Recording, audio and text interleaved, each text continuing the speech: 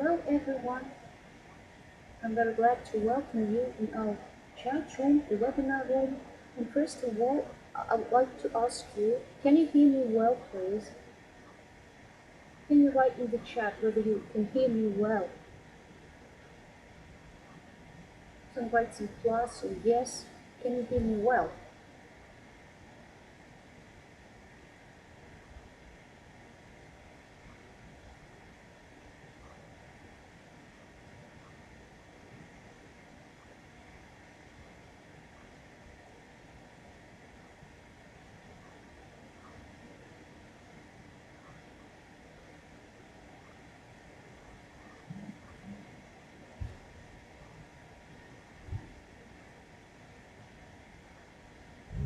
Okay, so let's begin. So today we're going to talk about the infinitive, one of the most interesting parts of speech of English, and one of the non-finite forms of the verb. So one more thing before we start. Then if I go offline for some reason, please don't go away, stay for some time online because I will try to shoot trouble and come back, okay? So because of the situation, the internet is actually becomes sometimes quite a problem. So the infinitive. Well, historically, the infinitive is a verbal noun. That was a noun derived from a verb. That's why the infinitive possesses both the features of the noun and the verb. So as for the non-finite form, it means that the infinitive does not agree with the subject, or does not agree with the subject as a finite form.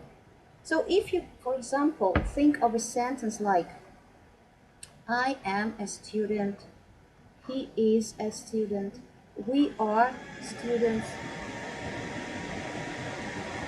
So we see that the finite form of the verb always agrees with the subject of the sentence, with the word which stands for the subject, in person and number. As for the infinitive, it is one and the same form for all nouns and for all pronouns. It doesn't agree with the subject. For example, we say, I want to speak English fluently, he wants to speak English fluently, we want to speak English fluently, and so on. So we use one and the same form of the infinitive all the time. Well, to the non-finite forms of the verb belong the gerund, the participle, and the infinitive. That is, showing the dubious character. So they express both the features of the verb and the features of the noun or the adjective. Well, the next thing, talking about the origin of the infinitive, you can have a look at the Old English forms. So as for the Old English forms, we can say that the particle to, as you see here on the screen, the particle to was used only in the dative case, and it had the meaning of purpose, direction. So that is the idea, for example, here, well, the verb drinken, and in the dative case, the form was to, drinken, as you see. So nowadays, the particle to still retains in some sentences the meaning of purpose or direction. For example, look at the following sentences of modern English. We say, I'm going to study English to go abroad. I'm going to study English to go abroad. To go abroad, this is some kind of purpose or direction.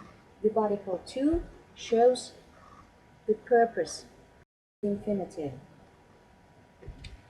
Well, please look at the sentences which you can see. Janet had gone away to get the bath ready. That is from Dickens. So to get the bath ready, this is the purpose. You see, she had gone away with the purpose of getting the bath ready. And in the second sentence, we have the same. The door was partly open. What for? For what purpose? To admit air. Well, one more thing here concerning the use of infinitives in modern English and the name of Dickens.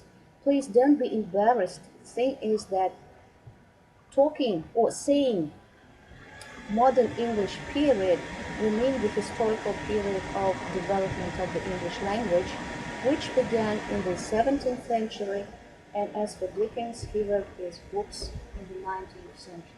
So to refer Dickens to modern English, this is normal, this is okay. Well, and we go on.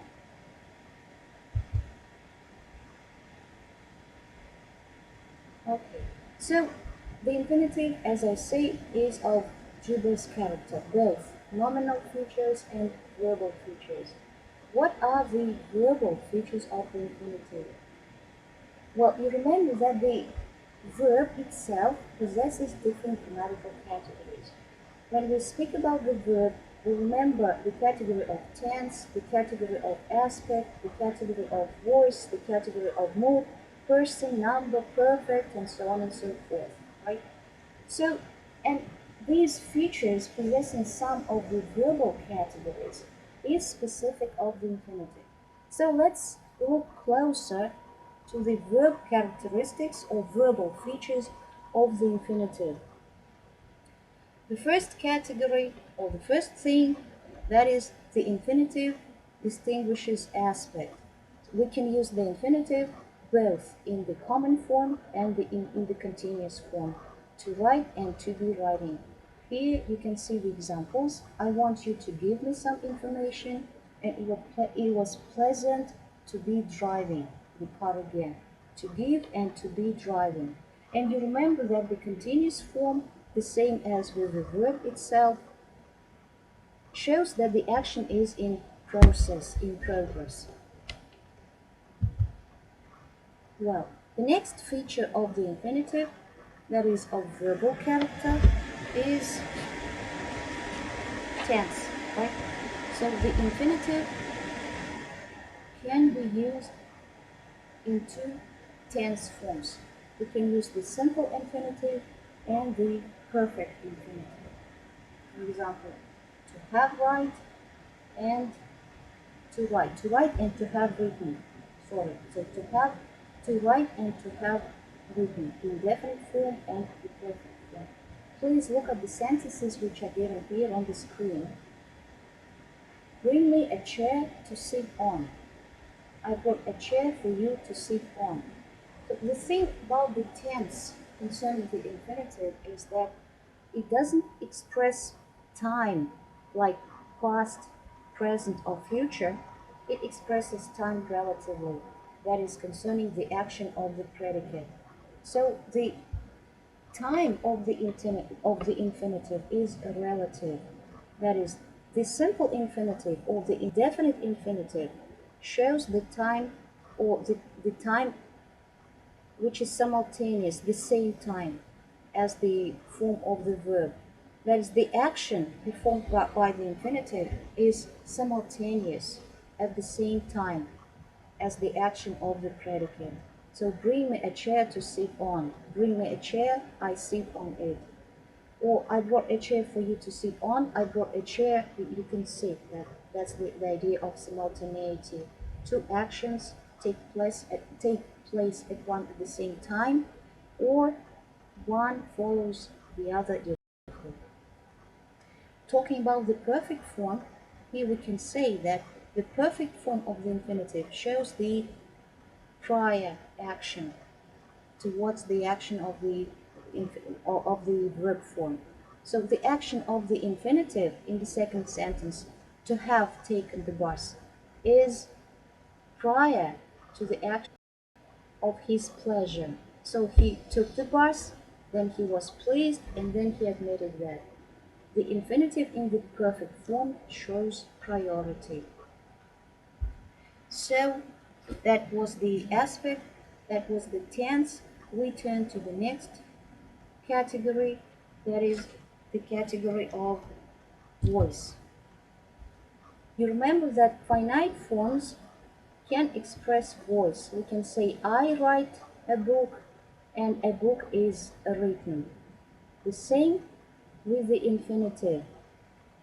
The infinitive distinguishes aspect forms. For example, to write and to be written. To write and to be written. Again, the same. The passive form expresses or expresses the idea that the doer of the action is acted upon. The performer of the action is not given. We have the object here which is acted upon. He had never thought to be troubled with such questions, then means that the performer, he is not, the subject is not the performer of the action. He is acted upon. So the category of voice. Now you should remember that there are 6 infinitive forms, grammatical forms of the infinitive, that is active and passive, indefinite, perfect, continuous, and perfect continuous. 6 of them to remember. Now we'll wait for the next slide, grammatical forms. I would like to pay your attention again to these forms. As for the meanings of continuous forms, passive forms, and perfect forms, they are the same as that of the finite form. Just pay specific attention to the time relation concerning passive forms, concerning perfect forms.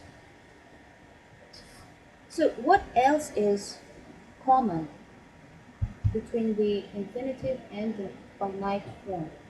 What else is of verbal character in the infinitive? The next thing is about the syntactic functions.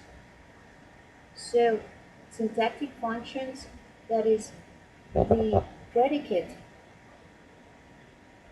can embrace the infinitive as its part. Like, for example, he must go. I began to read. The infinitive becomes part of the predicate. This is also of verbal nature. And looking at the next slide, infinitives can take objects. Like verbs, they take objects. Look at the sentence which is given here. He saw Irene come in, pick up the telegram, and read it. So the infinitives here take direct objects, which is common both of finite forms and non-finite forms, that is the infinitive. What else? What other features of the infinitive do you know, which are again of verbal nature? There is one more feature, that is to be modified by adverbs. Infinitives can be used, can take adverbs, you see, to make some kind of phrases. Like, he seemed to be doing very well. I am doing very well. He seemed to be doing very well. Well, the boys paused suddenly, and what you see in the sentence, the incident made the boys pause suddenly. So infinitives can take adverbs and make phrases with adverbs. So that seems to be all concerning the verbal character of the infinitive. So let's summarize. When we speak about the verbal nature of the infinitive, we speak about the categories, that is, of voice, of tense, of aspect. Besides, we say that the infinitive can be part of the predicate in the sentence. We also say that infinitives can take objects, and one more feature, they are modified, they can be used with the adverb. Now let's turn to noun characteristics of the infinitive. Talking about the noun features, we should say that mostly infinitives behaves as a noun in different syntactic functions. So the infinitive can be the subject of the sentence. For example, in the sentences given here, you see, to talk of those merry school days makes one young again. To talk makes one young again. Or to hide the pearls under the rock would be risky.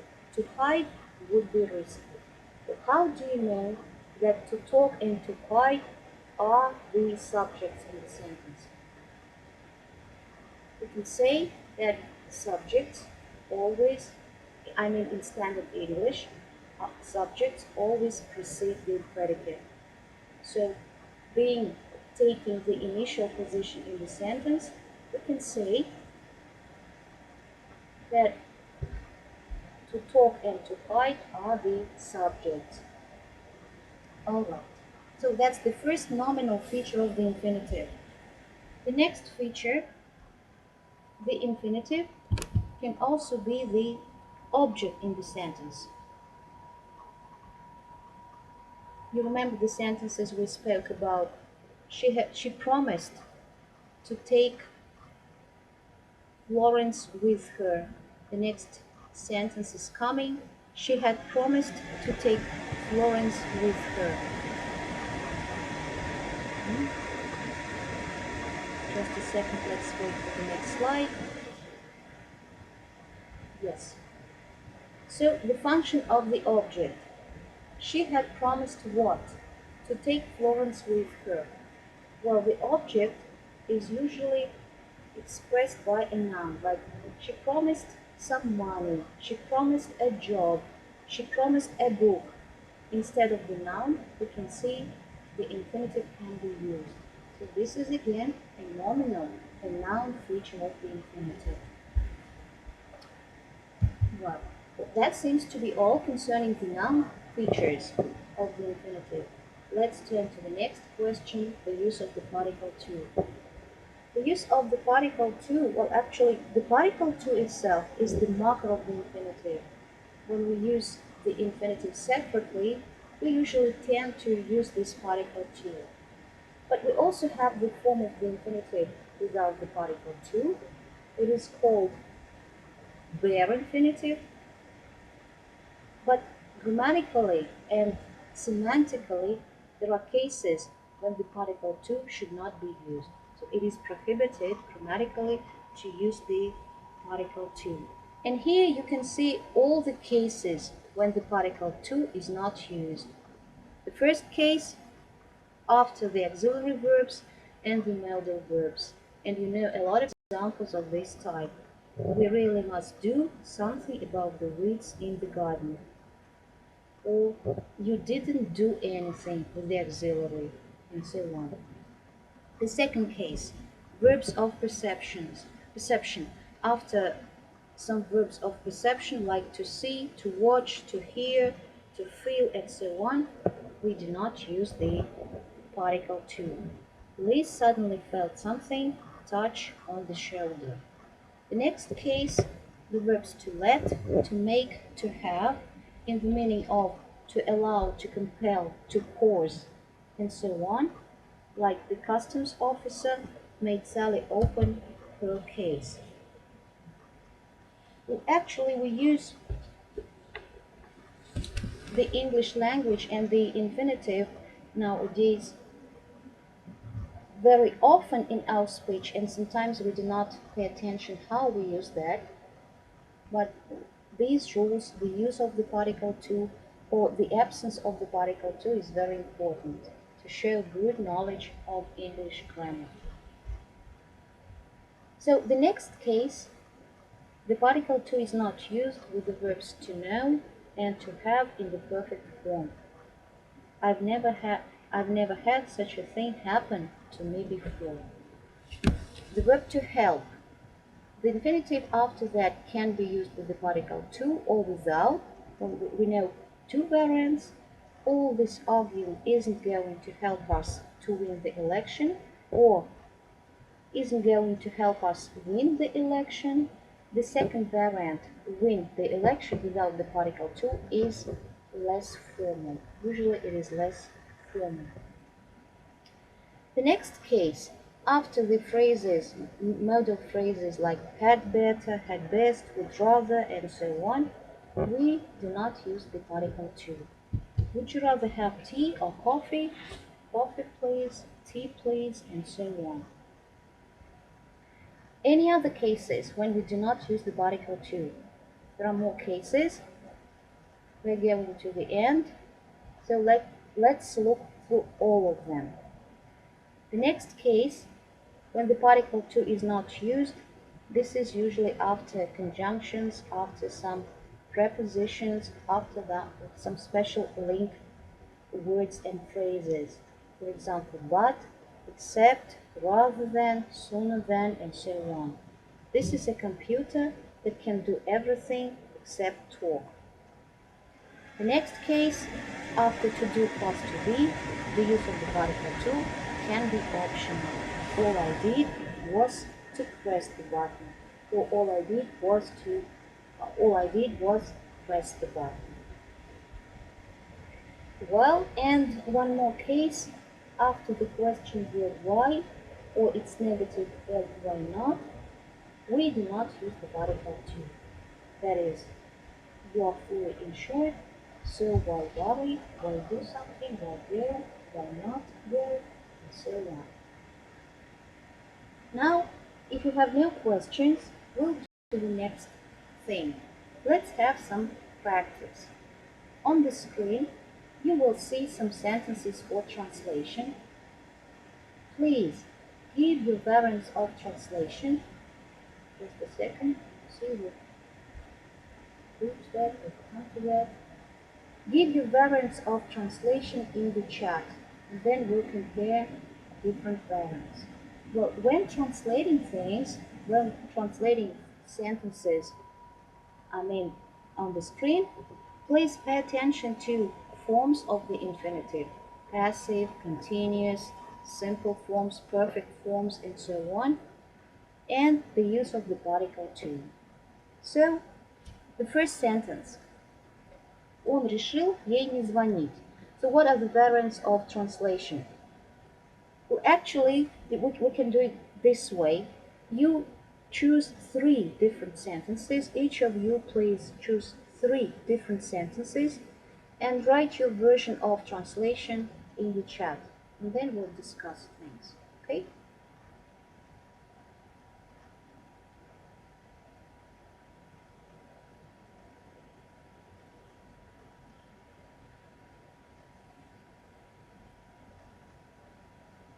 All right.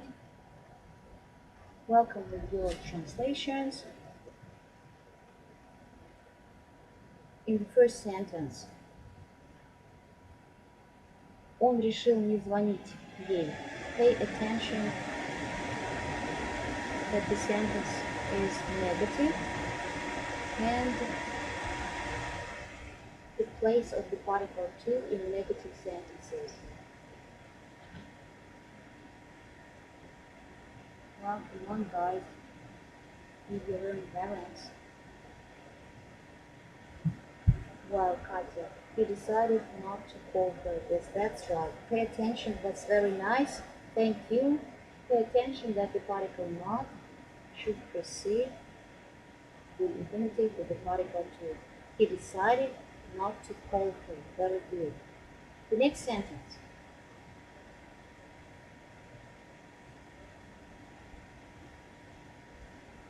Кажется, сейчас идет снег. Okay. Very nice. Can you give your own variant, Sabina? Can you give your own variant of the second sentence? Everybody, please pay attention to the second sentence. Кажется, сейчас идет снег. Pay attention that the form of the infinitive should be continuous, right? Сейчас идет снег.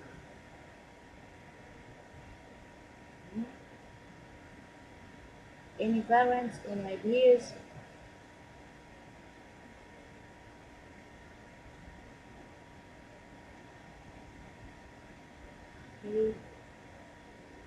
As the predicate, we can take the verb to see as the subject, the formal verb it. It seems to be snowing. One of the variants here is given. Actually, one variant, it seems to be snowing. That's right, this is correct. Very good. Well, guys, join in, everybody, please. Waiting a sentence for everyone, from everyone. Next, thank you very much. The next sentence, it might be snowing now. Кажет, it might be snowing now, also with variant. That's right. Well, turning to the next sentence. Он любит, когда ему рассказывают смешные истории. Mind, please, hear that big. Subject of the sentence is acted upon. Ему рассказывают историю. Your variant of the sentence.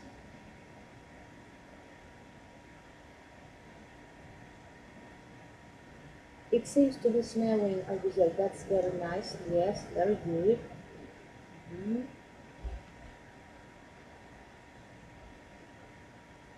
He likes to be told funny stories. They're very nice, right? Gulnaz, thank you. He likes to be told funny stories. In this sentence, we use the passive form of the infinitive. That's right, because the subject he is acted upon. It undergoes some action. That's very nice. Well, guys, turn to the next sentences, please. Well, choose something which you like and give your variants. The next sentence. Он доволен, что ему рассказали историю. Mind here, please, that сначала ему рассказали историю, потом он получил от этого удовольствие. See, so try to show it somehow grammatical in the sentence. He likes to be told funny stories. Yes, that's good. Well, go on. Translate more sentences.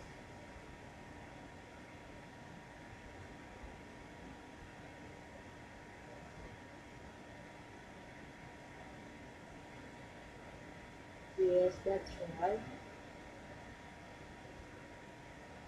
He likes to be told funny stories, right? Irina, see you there.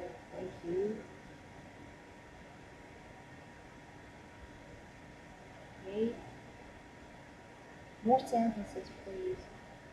Before, he's glad to have been told a story. He's glad to have been told a story. He is pleased to have been told a funny story. Very good. He pleased to have been told the story. Katya. He pleased, I guess he missed the verb to be here. To have been told the story. Okay. Okay. He's happy to have been told the story. Or a story as well, because we don't know exactly what the story was about. So he's glad to have been told the story, or a story. That's right. Thank you. Well, guys, turn to the next sentences. Number 5. The next is number 5. I'm glad to be talking to you. That's right. Very nice. The continuous form should be used here. I'm glad to be talking to you. Yes, very good. I'm always pleased to talk with you. This is the simple form of the infinitive should be used. That's right. Thank you very much. I'm pleased to talk to you right now. I'm pleased to talk to you right now. We will see the sentence contradicts itself. Right now means we should use something in process, in progress. So I'm pleased to be talking to you right now. That would be good. Okay. Well, next sentences, the next one, number 7, right?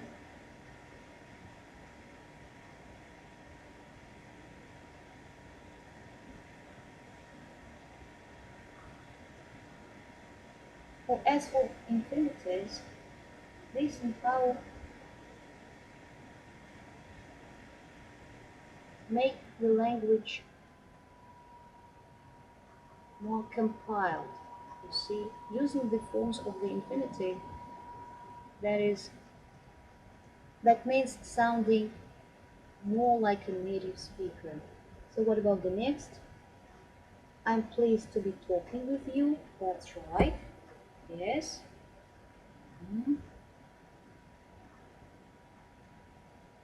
Everyone likes to be trusted. Все любят, когда им доверяют. Everyone likes to be trusted. That's very nice. This is good variant. This is correct variant. The verb trust is a regular verb, and we use the passive form of the infinitive here. That's very nice. Well, guys, be more active. Translate the sentence that you like from the list. We've got 10 sentences here.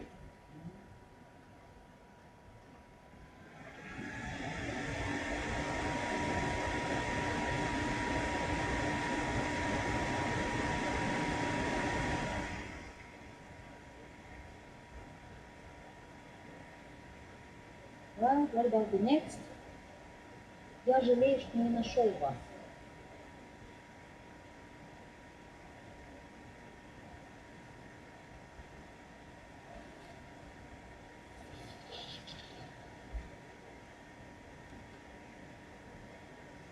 In this sentence, я жалею, что не нашел вас. Mind plays in priority, right? Mind priority. So everybody likes to be relied on. Good. I'm sorry not to find you. And you see, actually, the idea of finding refers to the past. I'm sorry not to have found you is better. Not to have found. Yes, that is right. I'm sorry not to have found you. This is preferable, right? Because I'm sorry now. See, the action does not fulfill. Yes, very good. So we have 2 more sentences. Let's finish with that. Она притворяется, что не замечает нас, и она притворяется, что не заметила нас.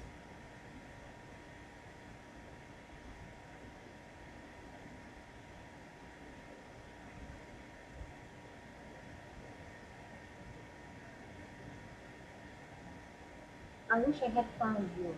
Well, I wish I had found you, this is good, right? But we use the Greek moods. We use some types of conditional sentences. Can use the infinitive instead. I wish I had found you, this is a good sentence. But we speak about the infinitives today. She pretends not to notice us. Marisa, она притворяется, что не замечает. Okay, this is a good variant.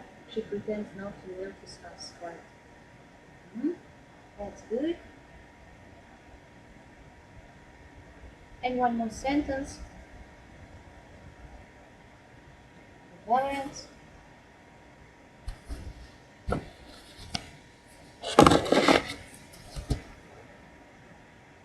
Она притворяется, что не заметила нас.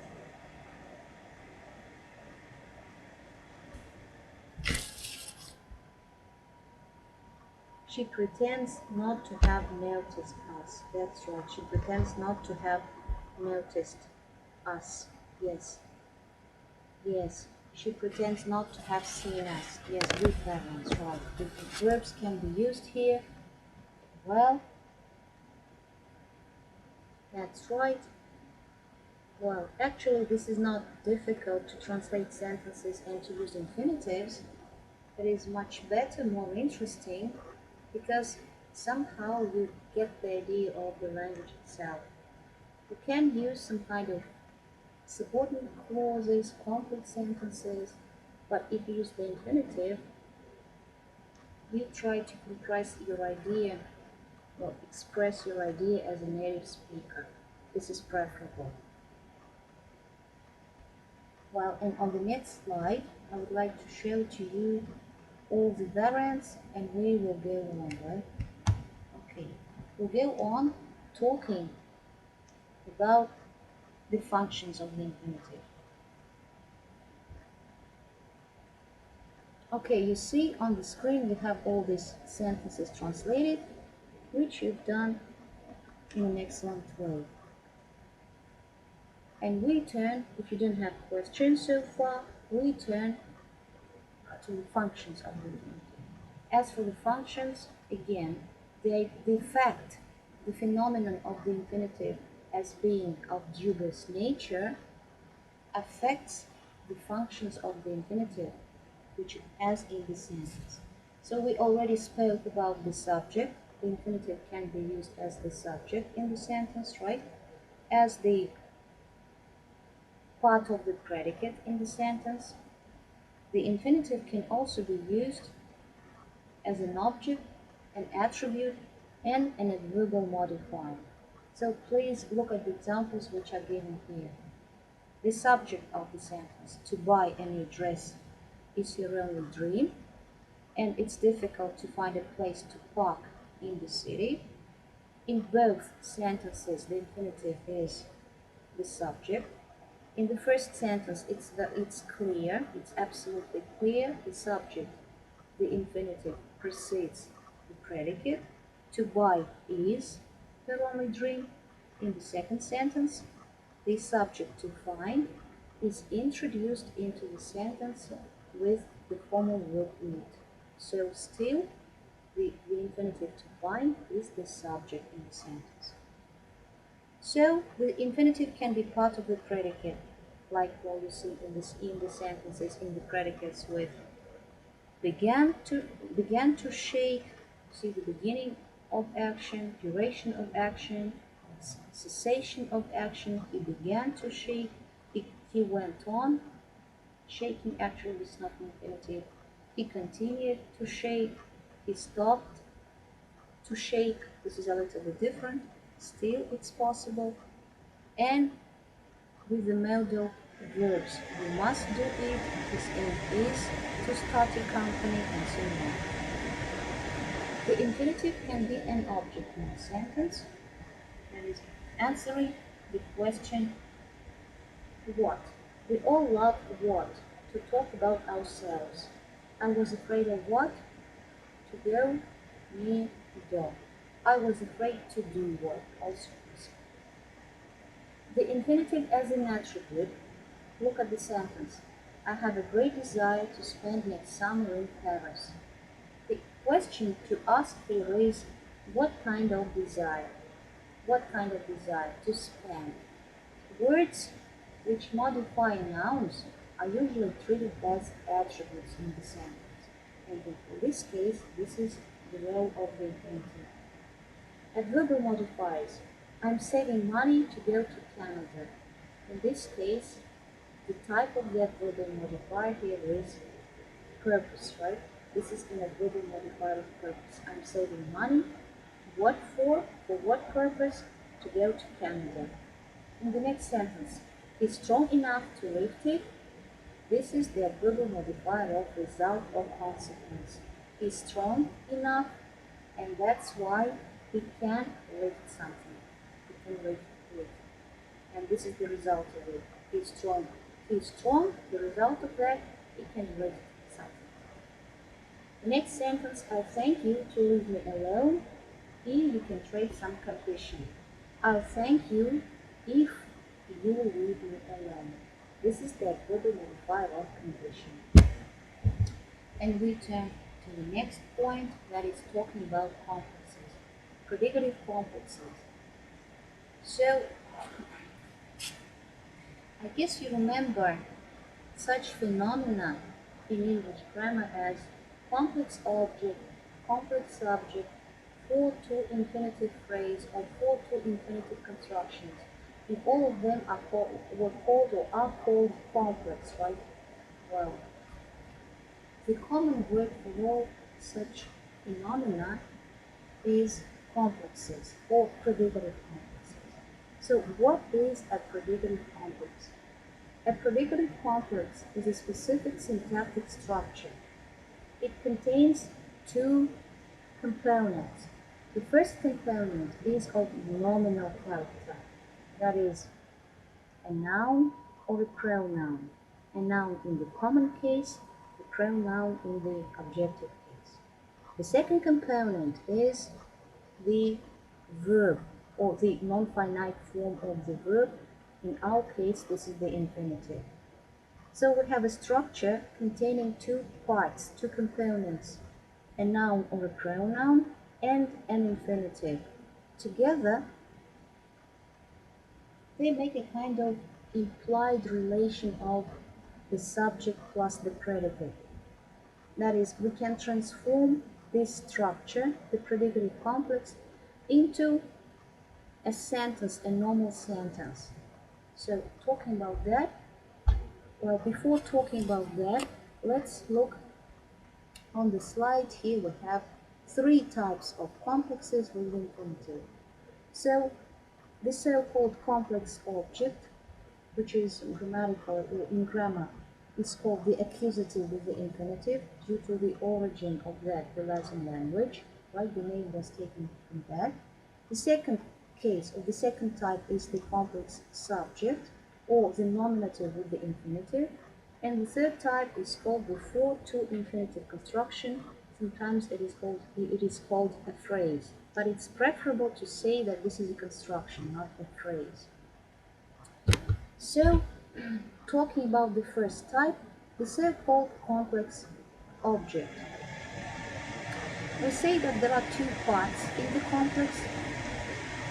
Well, we have the nominal component and the infinitive, and the relation between the infinitive and the nominal component, the noun or the pronoun, is that of predicative. That is, they can be the subject and the predicate in the sentence. We can transform the complex into a separate simple sentence. Just think of some sentences. We try to remember some sentences containing the structure complex object. I want you to do something. I made him do something, and so on. So please look on the screen. Here you have examples of these complexes. Let's look at the first sentence. I want you to speak to the manager. So the complex itself, the complex object or this structure, is you to speak. We find two components. The first component is the pronoun in the objective case, and we have the verbal component, this is the infinitive. And as for the connection between them, the relation between them is that of they behave as the subject and the predicate, right? You to speak, we can transform that into a simple sentence, this relation. I want, one sentence. The second sentence, or the second idea, you speak to the manager. I want that you should speak to the manager. This is the idea here. I want, you speak. So the relation between you and speak is the same as between the subject and the predicate. This relation is just implied, but anytime we can transform that into a simple sentence. That's the main idea. The relation can be turned, we have here the doer of the action, you, and the action itself. If you look at the second sentence, I saw Tom get into his car, again the same. The idea expressed by the complex Tom get is a separate sentence, with a separate doer, with a separate performer, Tom, and the action he performs, get. I saw Tom get into his car. Tom was getting into his car, Tom got into his car, and so on. Well, the relation of the subject and the predicate is again implied. So they are called complex objects because they perform the function of an object in the sentence. I saw what or whom Tom get into the car. This is an object in the sentence expressed by this complex construction. That's why it is called complex object. Look at the next sentence. Would you like me to stay? Again, would you like what? Me to stay. The same construction, the same idea. Would you like that I stay? Again, we can transform that into the subject and the predicate. The next sentence, he made me wait. The same idea here. Please pay attention that after the verb to make, we do not use the particle to with infinitive. He made what? Me wait. Same idea. The transformation again is possible here to show that me can become the subject and wait can become the predicate. He made that I was waiting. He made that I should wait, and so on and so forth. Well, I guess you have no questions on this, and we turn to the next type of complex, that is the complex subject. Talking about the complex subject again, the name itself shows that the complex will perform the syntactic function of the subject in a sentence. It is just again a complicated structure which is specific and which we will discuss in a second. Like if this slide will change and we'll discuss it. Now think of the sentences like the plane was reported to land, or he is known to be a good actor, or she was found cooking in the kitchen, right? Different constructions, different non-finite forms. So complex subjects. Please look again at the sentence, at the first sentence. She is said to be a very kind woman. Here we say that this is the subject. Let's find it in the sentence. She to be a very kind woman, or to make it shorter, she to be, right? This is the subject in the sentence, and this is the complex. Again, we speak about two components. One component is a noun or a pronoun, right? And the second component is an infinitive, she to be. The relation between them is again like that between the subject and the predicate. It means we can change them into the subject and the predicate. She is said to be a very kind woman. People say, or someone says, it is said that she is a very kind woman. So that is a complex subject. Well, the original name or the Latin name of that is the nominative with the infinitive. We know that it's okay to use this name, shorter name, simpler name, complex subject. Let's look at the second sentence. His parents were not expected to come so early. Again, the subject is his parents to come. The idea is his parents didn't come or shouldn't come so early, or nobody expected that they should come so early, and so on. Again, the potential subject with his parents and the potential predicate, the infinitive to come, can be transformed into a simple sentence. That's the main idea of complexes. They are not the subject and the predicate, but they can be changed into them. The next sentence is considered to have finished his scientific research. Someone considered, or it is considered, and he has finished, or he had finished his scientific research. The same idea. Number 4, you are supposed to have told the truth. Someone, it is supposed, or someone thinks of this way, and you have told the truth. Number 7. In the final sentence, he doesn't seem to be a fool, is the same actually. So that is the nominative with the infinitive, the so-called complex subject. Such sentences are simple sentences in English, but into Russian we translate them as complex sentences. We usually translate them as kind of two simple sentences, making a complex one, right? Говорят, что она, ожидается, что они, and so on. Считают, что он такой-то, and so on, so forth. So the next type of complex with the infinitive is the 4-to infinitive construction. This is actually the same as the previous. They contain the noun or the pronoun and the infinitive. The relation is the same. It is called predicative. That means that they can be transformed into the subject and the sentence. Right? Let's look at the examples. It's time for us to go home. Again, the complex or the construction is for us to go, right? The preposition for introduces the doer of the action, you see the performer of the action, us, and so on. So again, we can transform this type, this complex into a sentence. It's time and we go home. It's time and we should go home. Or it's time we went home, and so on and so forth. Right? So the main idea of all complexes is that they can be transformed into a sentence because they contain the potential subject, the performer of the action, and the potential predicate, the action itself. Look at the sentence, at the next sentence. He stepped aside for me to pass. He stepped aside so that I could pass.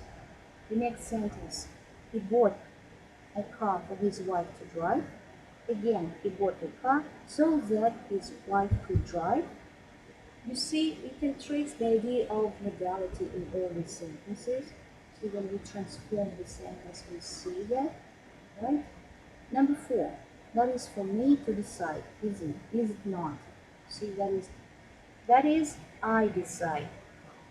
For you to come here is impossible. You come here or not is impossible. The idea that you come here is impossible. So this is the meaning of this sentence. Well, again, now if you don't have questions, we'll turn to practice. On the screen, we will see sentences, Russian sentences containing complexes, different types of complexes, okay? And I will ask you to translate these sentences. This time, let's do this way. Each of you, please choose 2 sentences for translation. Any sentence, number 1 and number 9, number 4 and number 8, number 2 and number 10, up to you, right? But all of you, please send me the feedback. Translate 2 sentences from the given list. All of you, please. Pay attention to the type of the complex and to the form of the infinitive, the particle to, everything. Я не хочу, чтобы они знали об этом. Все знают его как честного человека. Не заставляю его плакать. So please choose 2 sentences and show 2 variants of translation. Okay.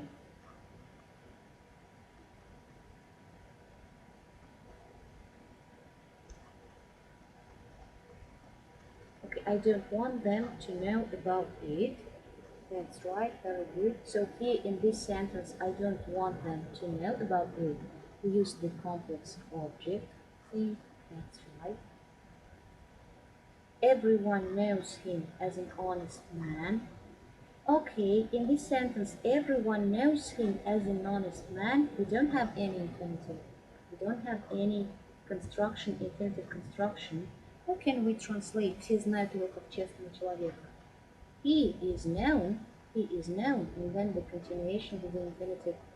This way we'll have the so-called complex subject. He is known to be an honest man. This is the variant with the infinitive. Though the sentence everyone knows him as an honest man, this is grammatically correct. Just doesn't contain the infinitive. Don't make her cry. Or you see after the verb to make, we do not use the particle to. So it should be don't make her cry without the particle to, right? I don't want them to know about it. This is a good variant. That's true.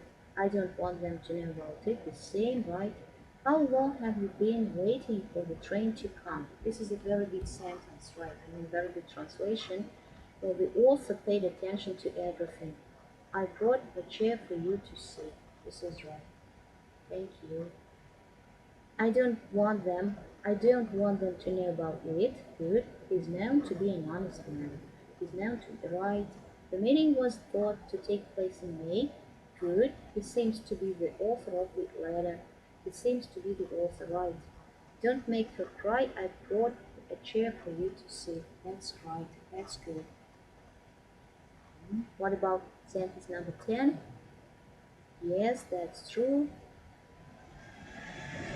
I asked for 2 more items to be added to the list. That's true. Very good. So let's wait for some more sentences. What about number 5? Похоже, что автор этого письма we didn't have this translation. I didn't want the flour to be watered so often. Good. I asked to add 2 more items to the list. Well, I asked to add 2 more items to the list. The sentence is good, but it doesn't contain a complex. I asked to add 2 more items. It doesn't contain a complex, unfortunately. I brought a chair for you to sit. That's good. Don't make her cry. Right. Very nice. Okay. So, guys, finish up please with translation. If you have questions, you're welcome to ask me in the chat.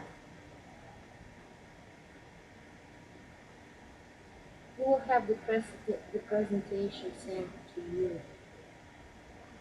To those who were present today, the presentation will be sent. He seems to be the author of the letter. Yes, that's good.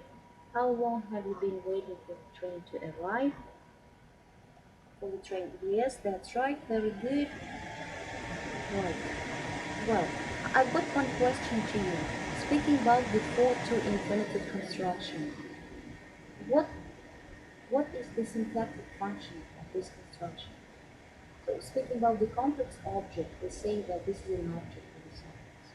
Speaking about the complex subject, we say that this is a subject, so the subject of the sentence. Speaking about the for to infinitive construction, what's the syntactic role of this in the sentence? Actually, can be different, right?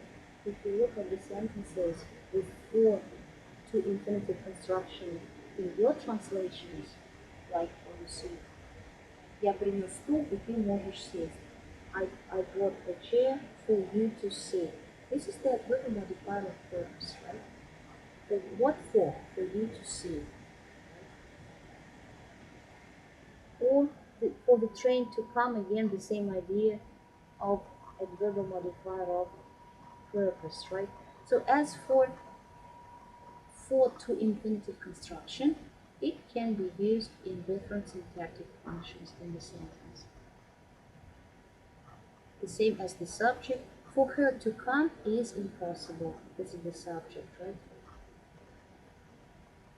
Can be an attribute. This is a room. What kind of room? For you to sleep in, and so on and so forth. Okay, so now if you don't have any questions, okay, just one more thing. Well, there is a lot of information on the internet on infinitives, predictive complexes. There are a lot of tests and exercises online which you can take, see, and you can have a lot of practice. So I wish you every success in studying English grammar. Well, and I would like to say goodbye to you right now. Thank you for being in the chat room with me today. Thank you very much. Don't get there. Goodbye.